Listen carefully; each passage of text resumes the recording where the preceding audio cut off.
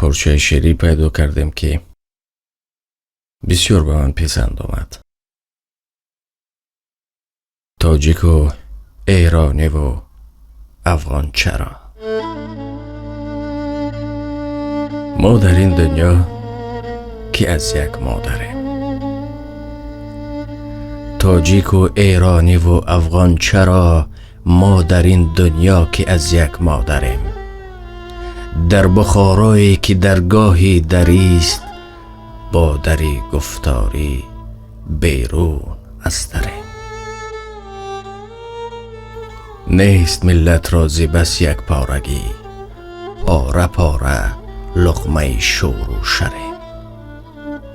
ریزه ریزه شرح شرح جسم و جان، بار ملت را کجا هم میبریم. صاحبی سرچشمه ایم و تشنه ایم، صاحبی گنجینه ایم و ابتریم. کان فرهنگیم و هنگمان نماند، فخر تاریخیم و بی پا و سریم. کاوکو و کره آهنگریش، مانده مشت نیمه جان سوزنگریم. دیگر گیرد گریبان فلک، ما گریبان خودی را می دریم. بله، دیگر گیرد گریبان فلک، ما گریبان خودی را می دریم. دیگران بر غاضبان زور آورند، ما فقط بر اهل خود زور آوریم. در محل بازی مثل گردیده ایم، گرچه پیوندی کیانی گوهریم. از چنین علت بمیریم ان قریب، که تو از فرخار و ما از فلغریم.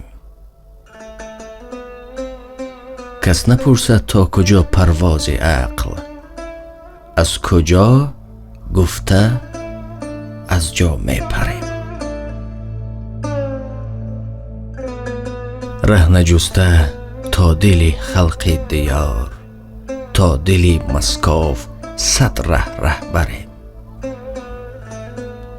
نور نه در خانه دلهای خلق، گرچه ما یک کشوری نور آفریم.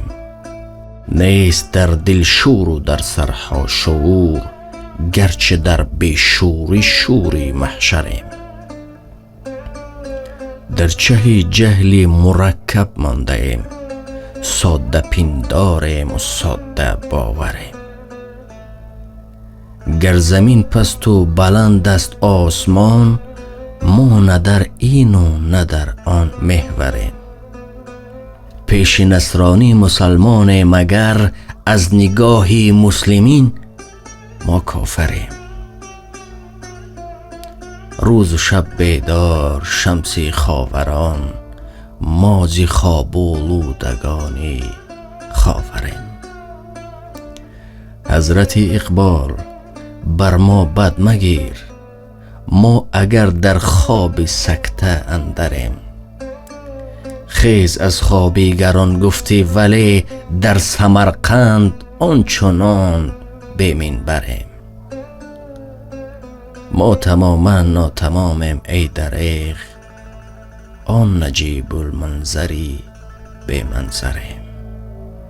کورهای کور راهم آه آه، بر سری خود پای لغزش محوریم. ما کیانیم از کیانیم آصفا، تاجدارانی گدایی افسریم. لایق شیرعلی.